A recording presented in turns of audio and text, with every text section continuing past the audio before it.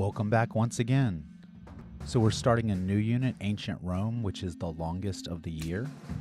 But before we get started with Rome, I wanted to wrap up the Phoenicians. I wanted to let you know what happened to them.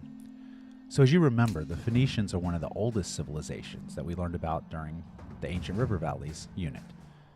They're no longer with us today, obviously, but they did influence with their alphabet. But what happened to them? So the first group of people that conquered the Phoenicians were the Persians. And they didn't conquer every single Phoenician city, but the majority of them. Then when Alexander the Great conquered the Persian Empire, the Phoenicians were consolidated into his empire. But then, when the Romans are rising to power, the only remnant left of the Phoenicians is a city-state called Carthage, who were one of the biggest competitors against the uprising Rome. Now, what you're looking at is this is my depiction of the Battle of Carthage. You see the Phoenician battle ducks flying in trying to destroy the Romans, but they're not that powerful. So what have they done? They've made an alliance with the giant chickens. Yeah, the giant chickens. So while my depiction of this battle might not be 100% accurate, you kind of get the idea. The Romans were very advanced. They have catapults, they have better shields, they have spears, they have archers. So they put up a really good fight against the chickens, which they're pretty darn big. But I think when you see in the end, Chick-fil-A is going to be on the menu. So, to make a long story short, when the Romans end up defeating Carthage in the Punic War, which we'll get into in the second video, that basically is the end of any part of what's left of the Phoenicians other than their alphabet, which influences us still today. So in this video, we're mostly going to talk about what does it mean when we say Rome, because that can be confusing. But also we're going to get into the social structure, and we're going to compare and contrast Greece and Rome quite frequently during this unit, because Greece and Rome are two of the civilizations that influence us the most in terms of today.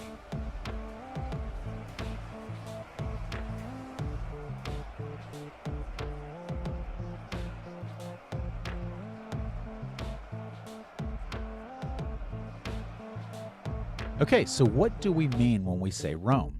That's complicated for some people. It's very confusing. So today, if you go to Italy, the capital of Italy is Rome. Now, in this ancient time, there is no country of Italy.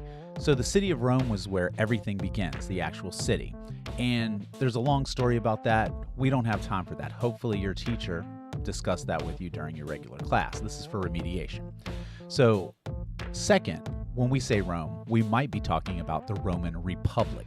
Now, when you see the word republic, it's talking about democracy, but not a direct democracy like in Greece, but a representative democracy where people vote for other people to run the government for them. And lastly, we have the Roman Empire. This is no longer a democracy. The emperor has total control, and this all starts with Julius Caesar. So we'll be talking about that separately later. So first and foremost, we're going to start with geography. So looking at the map, you see the crazy duck, you see the Nike tennis shoe. So obviously the Mediterranean Sea and the Black Sea. If you look at the blue highlighted area, that's Greece. That's the Balkan Peninsula. If you look at the red highlighted area, it looks like a boot or a female leg with the high heels. That is the Italian Peninsula, and that's where the city of Rome is located. That's where the Roman civilization begins. Now, one of the broad concepts you have to understand is Eastern and Western Europe. The dividing line is literally right there with Rome and Greece. Greece and everything eastward is called Eastern Europe. Rome and everything westward is called Western Europe.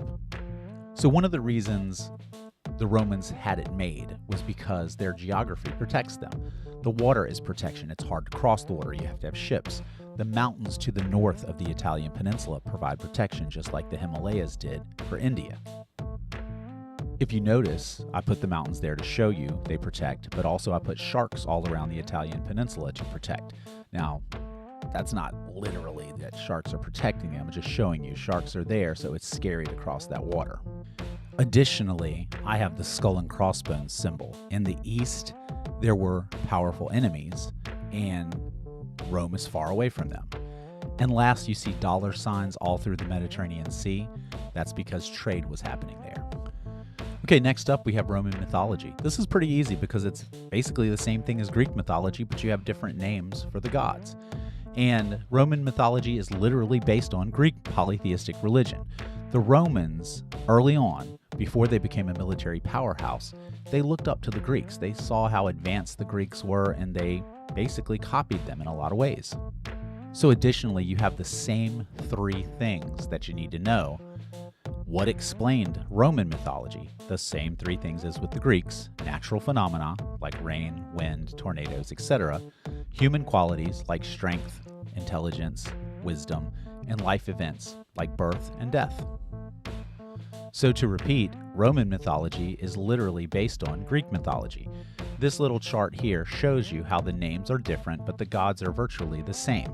So remember, just like Greek mythology, Roman mythology influences Western art, architecture, literature with symbols and images. Here we are today in the 21st century, still talking about Greek and Roman mythology. So Zeus is the leader of the gods in Greece. In Rome, it's Jupiter. Juno is Jupiter's wife. Apollo is his son, and he's the god of light, music, and poetry. Diana is the goddess of the hunt in Rome, as opposed to Artemis, who's the goddess of the hunt in Greece. Minerva is the goddess of wisdom in Rome.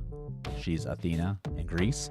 Venus is the goddess of love in Rome, and Aphrodite, the goddess of love in Greece. So when it comes to CSAs, SOLs, any type of division-wide testing, this is a question that comes up. Who had the same name in both Greek and Roman mythology, which would be Apollo, but also they might give you a list of one or the other and ask you, are these Roman gods and goddesses or are they Greek? So that's something that'll help you out. Another thing you can remember is this. All of the planets in our solar system other than Earth are named for Roman gods. And Jupiter obviously is a planet, so that kind of gives it away. Venus also is a planet, but there's other gods and goddesses for both Rome and Greece that we don't talk about, that you don't need to know in terms of for testing. Now, if you were in my class, we'd talk about the majority of them, and I would tell you the stories and things, so hopefully your teachers did the same. But for this, we're focusing on remediation. We're focusing on what you are likely to see on testing. So again, comparing and contrasting these two, which are Roman, which are Greek. One last tip to help you. Most of the gods you're probably more familiar with are usually Greek. The Roman ones are not used as much in movies and things like that. But, for example, Zeus, you'll see Apollo, you'll see Poseidon. Those are Greek gods, whereas for Roman, it's Jupiter, other planets, etc. All right, changing gears. Now we're getting into Roman society. So how did the people interact? So you have three different classes of people. You have patricians. They're wealthy individuals who were eligible to hold public office. You have the plebeians, or sometimes a word that was used to kind of demean them, they'd be called plebs. But plebeians are poorer individuals who could not hold office. And then you have slaves, individuals who were captured as prisoners of war, born to enslaved parents, or who failed to pay their debts. So the patricians are the most powerful, and the plebeians are like everyday people.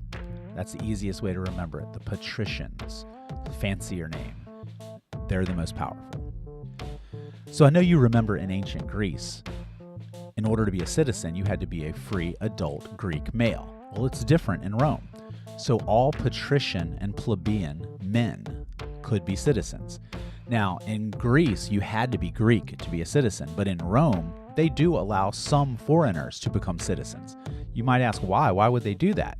Because if you're a citizen, you have to pay taxes and you have to provide military service. So that benefits Rome.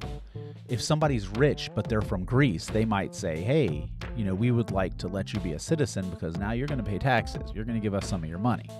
So again, this is something that on standardized tests, they're going to compare and contrast. It's confusing. Who could be a citizen in Rome? Patrician and plebeian men, selected foreigners. Who could be a citizen in Greece? Free adult Greek males. And that's your only variations.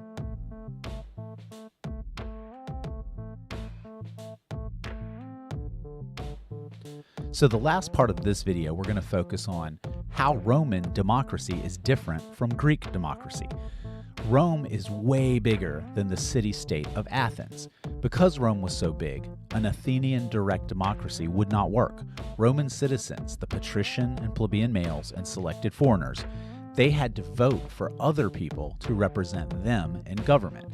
These representatives would make all the political decisions. So think of it like this. Here in the United States today, eventually one day you're going to vote, and you're going to vote for a variety of people. Most people think about, oh, we vote for the president. So whichever president that you vote for when someone's running for office, you don't get to call them every day and say, hey, I want you to do this, I want you to do that. They literally do what they want, and you hope that you voted for the person that best represents you. That's what Rome is all about, because ultimately, when it boils down, everyone in the United States couldn't travel to Washington, D.C. and deal with the politics. But in Athens, where it's a small city, all the citizens, the free adult Greek males, they could go to the town hall, the city square, the forum, and they could talk about and discuss all the things that they needed to. In Greece, they have a direct democracy where people directly participate.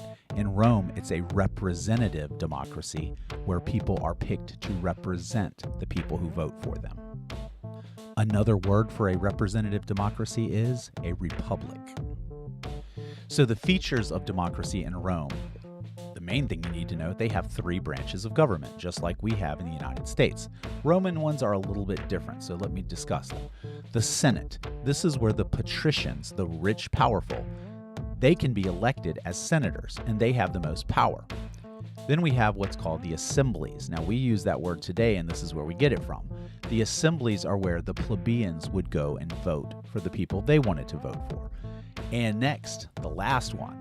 This one's interesting. It's called consuls, not councils, but consuls. These are 2 patricians that are elected by the plebeians in the assemblies, and they run for 1-year terms in office. Now, in the United States, we have 1 president. In Rome, they're terrified of a king, so they didn't want to have 1 consul. They were afraid of having a king, so they had 2. And sometimes it wasn't very effective because 2 people don't always agree with everything. So when 2 consuls didn't agree with each other, sometimes the Senate would appoint a temporary dictator. They would give them a limited amount of time to solve a problem. And that's just, an interesting way of dealing things. But again, that's what Rome is famous for. They were terrified of having kings. And that goes into their background story, which again, hopefully your teacher shared that with you. Now, the 3 branches of government in the United States were done differently because literally here you have 2 branches of government that are legislative branches, and you have 1 executive, and there's no judicial branch. That's because in Rome, the consuls acted as judges. Here in the United States, our founding fathers decided to have 3 separate branches, which turns out to be a little bit more effective. So lastly, we have the 12 tables. Now, these are the laws of Rome. They're codified. They're written down or organized into 12 tables. Don't think of tables where you eat dinner, but look to the left, that little blank set of 12 squares. Those would be like spreadsheet tables that we use today on our computer. But back then they were made of bronze, and all the laws were codified. They were organized. So you would have laws about, hurting people on one table, laws about property on another, etc. Our laws today are very similarly organized. They're not put alphabetically because that wouldn't make any sense. You would have serial killers, associated with something else, that doesn't make any sense because of the, alphabetical order. But the whole point here is that Rome put their laws on display so no one had any excuse as to why they broke the law. They couldn't say, oh, well, I didn't know, because it was out in the public for everyone. And if you learned this in your class, again, that's how the Code of Hammurabi came about. When people were entering Hammurabi City, Babylon, they basically had to look at this stone tablet that had all of the laws. So if they broke the law, they couldn't say, oh, I didn't know. It even kind of works that way today. For example, if you were driving your car and you broke a law or something, you can't say, well, I didn't know, because all the laws are posted online. You had to take a driver's test where, they give you a booklet, etc. So there's no excuse for ignorance. So finally, this is the end of the video for Ancient Rome Part 1. We're going to go ahead and move forward to Part 2.